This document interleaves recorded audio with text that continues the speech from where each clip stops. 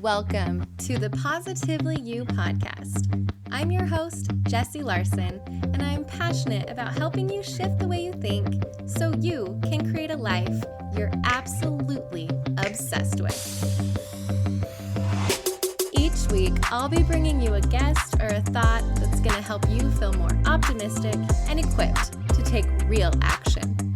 Get ready to push past limiting beliefs, ditch that negativity, and start showing up as the best and most positive version of you.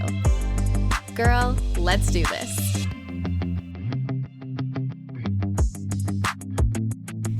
Hello, friends.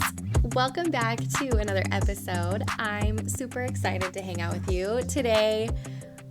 I swear I say that literally the opening of every single episode, but it's true, and so I'll probably keep saying it, that I really am so excited and thrilled to hang out with you. So thank you for pressing play and choosing to spend another day with me. I mean, not a full day. It's like 15 minutes, but just a little bit of your afternoon or your morning or whatever part of your routine with me. I'll let you in on a little secret. I have a couple favorite places to listen to podcasts. Number one is while I'm doing laundry. I just pop in my earbuds and just like quickly fold it in the afternoons. And it's like I get to hang out with a little friend while I'm doing like a mindless chore. So it makes laundry a little bit more fun. The other place I like to listen might be a little weird, but in my shower. I just prop my little phone up and can listen while I'm washing my hair and getting all clean and ready for the day. And then in my car, that's a little bit more tricky if I've got kids with me, but if I'm ever by myself, I love to have a podcast in when I'm not jamming out to like old school Britney Spears. So there you go. Random little fun facts about me. So wherever it is that you're listening from today, I'm pumped to be hanging out with you. I want to talk about one of my favorite tools that I have in my tool belt to help me on my journey or my path to being my best and most positive self, which is the goal of this whole thing, right? We want to strive to just live as our best self. And I get every day can't be perfect, but you know what? As long as we're on that path and trying, it's all good. So in my toolbox of things that I have and tools that I use and a lot of the things I call positive practices, right, are affirmations. And affirmations are totally, they feel really trendy lately and kind of like this buzzword and just, one of those things that's like all the rage. If that's a phrase people still use. I don't know. I feel like I'm an old mom who doesn't know any of the hip lingo anymore. But you know what I mean? Like affirmations is one of those things that it's like, oh, we're talking about affirmations again.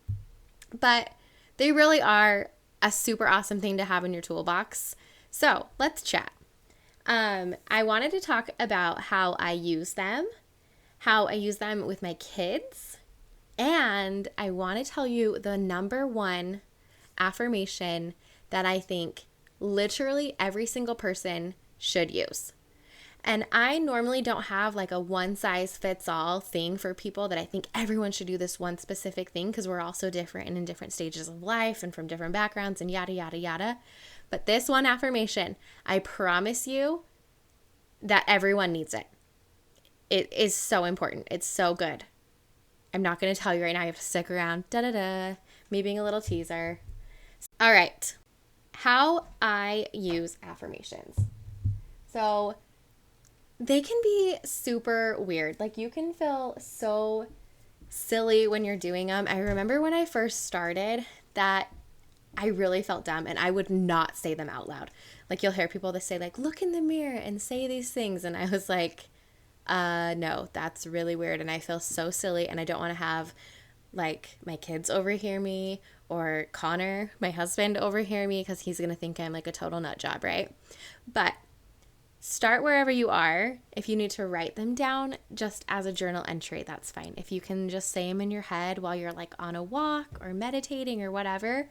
But as I've gotten more and more comfortable with the practice of affirmations, really saying them out loud is so powerful. So if you can work up to that, it is really, really cool. Okay, so there are a couple of different ways that I use affirmations in my life. One of the ways is to kind of set an intention for the day. And that can either be, called setting an intention or it can be called an affirmation, whatever. So I wake up, saying, today I am calm. Today I am productive. Today I want to feel gratitude or whatever, like just setting kind of that feel that I want for that day and what I've got to go. A lot of times if you've got like a crazy packed schedule, I will say to myself, I am productive. I can handle everything on the day and just kind of set myself in that mindset of like, yes, I've got this. I can do that. So the first way that I use them is kind of setting that intention and how I want to show up for that day. The next way that I use intentions is if I'm looking to improve a certain or specific area of my life. For instance, at the beginning of actually, it might have been last year, I had a goal that I wanted to be a better wife. Honestly, I wanted to just show up a little bit better in that area of my life. So I got a cute little screensaver. I put it on my phone. So literally every single time I opened up my phone, it said, I am an amazing wife. And it was kind of funny when other people would see my phone. They're like, what is your screensaver? And I was like, oh, it just reminds me that I'm an amazing wife. And I actually had a couple people copy it, which was kind of cool and made me not feel like I was so crazy. But I will say that having that reminder visible every single day, it got me, if I was having a bad day or I was upset with him or whatever, and I'd pick up my phone and it was like, I'm an amazing wife. And it was like, I am, you know what, I'm going to go do something nice for him, or I'm not going to let, I don't know, whatever weird little tiffs we have in our marriages. You all know what I'm talking about, right? And so just having that little reminder each and every day that I was being intentional about showing up and being the best wife possible that I could, that was one of those things. When I'm looking for improvement in another area of my life, it might be, I am a very patient mom, or I am a mom who I speak kind words to my kids, aka I don't yell at my kids. Trying to put that positive notion on it instead of I don't. It's more I can, if that makes sense to you. So in any aspect of your life that you want to improve, you can create an affirmation for yourself. It could be, I'm an amazing housekeeper, if you want to step up your game there, or I make my family healthy meals. Whatever it is, if there's an area of your life that you kind of want to improve on or focus on or whatever, affirmations are a fantastic way to keep that front of mind and keep it positive with like a heck yes, I've got this kind of attitude. So I really, really love using them that way. Another way, which is very, very similar, is helping me to stay motivated to reach a goal, which is a little bit different than just improving an area of your life. A goal is a lot more like specific. If I was, for instance, when I was training for powerlifting, every single day I am strong. I show up every day. I give it my all. So that on those days when I was just like tired and dead and there was a weight that I was like, there's no way I can lift that. It was, yes, I can. I am strong. I show up. I work hard. Yada, yada, yada. So that's just, a goal is a little bit more specific than just an area of your life. And basically all of these affirmations are doing are just keeping thoughts front of mind that help remind me that I am trying to show up each and every day as the best version of myself. And each day that best might be different, but as I'm trying each day, I've got those affirmations. It's just a helpful tool to have. So as I started using them on myself and I noticed a change, and as I started saying them out loud and becoming more confident and feeling more empowered, I started using them with my kids as well, especially when they started school. Because, for the first time, you're sending them off to deal with the world, and they're just these little people that you just don't want the world to crush. And having an affirmation in the morning for my kids felt like I was sending them off with some confidence and empowering them and kind of helping them to just leave my car and go off into the world with some sort of armor on them, And so we have a practice, and we are not perfect at this because, newsflash, no one's perfect, but we try our best, right? But we have a practice where most mornings on our way to school in the car, I'll say, hey, let's do our affirmations. And probably 50% of the time, they're like super amped about it. And the other 50, I get eye rolls. So if your kids are resistant to it, It's totally fine. There's even times when we'll get in the car and before the door is even shut, they'll be like, can we please not do affirmations today? But there's been proof, social proof, that they have worked and my kids are actually listening to me even when they do complain. So just try it. All right, so we start our affirmations, and when we first started them, I would kind of say something like, I am nice to others, and then they would repeat it back to me. I am ready to learn, and they would repeat it back to me. I am a good problem solver, yada, yada. Now that we've been doing it for a little while, sometimes I will let them, I'll say, hey, do you want to do your own affirmations today? And it's very interesting to see the affirmations that they come up with for themselves and the things that they kind of want to focus on that day. And it's really empowering them.